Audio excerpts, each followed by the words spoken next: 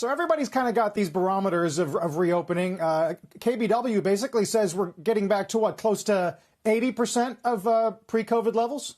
Exactly. We created the KBW Restoration Index right after the start of the pandemic because we wanted to be able to use a lot of the real-time data that's available to us this crisis that wasn't there previous, because a lot of the government indicators come out in really lengthy periods. So we're able to track and produce weekly an index. Now, this index started at 100 before the pandemic, went down to about 50 in mid-April, and it's now been grinding its way higher, improving about 1% a week, and just this week hit 80. And if you were to project it from here linearly, you'd get to April of next year, where we would have recovered 100% of the economic activity in the economy according to this index. And it's really been basically a slow grind as of late. But a positive one. I guess the question is, yeah, very positive. The question, though, is, what is the lag in terms of incorporating what we're seeing at this moment regarding cases? Or maybe the caseload doesn't feed into further closures. At least that's what the market's counting on. Yeah, I mean, I think also, too, look, this is a statistical tool that we use that's a little bit more real time than tools we've used previously. That's why we developed it. But so it's very factual based. Like, for example, it doesn't include stimulus spending unless businesses are ramping, because I think it's coming. So anything that happens, from a big macro perspective can certainly change the trajectory. But and that's different than the way the stock market's acting, of course. But this is a very factually based index, and it's closer to being real time than some of the other indices that are out there.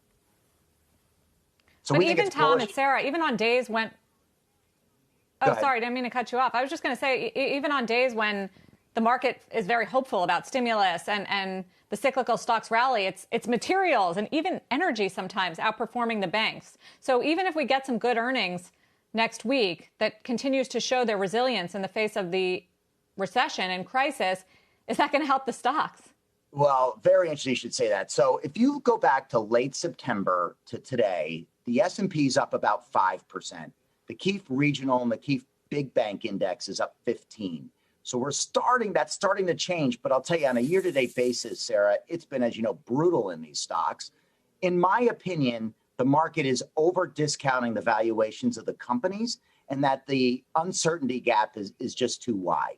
And I think in this quarter, the third quarter, we're going to start to get more information and results that's going to make investors, I think, feel better about the banking companies. Now, that doesn't mean it's the all clear signal, because there's going to be an earnings challenge ahead of us, because there's negative operating leverage due to rates. But in the near term, we expect deferrals to be cut in half. We expect the big banks to have an over 50% decline in loan loss provisions. We think 98% of the banks we follow are going to earn the dividend this quarter. Remember, it wasn't that long ago that we were worried about dividend cuts across the industry.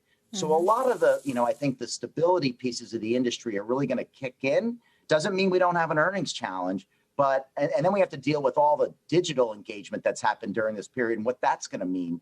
But I think that the worst case scenario is going to get further away from the stocks, and the valuation gap is too big, and there's room for this industry to continue to keep doing better in terms of a stock price performance.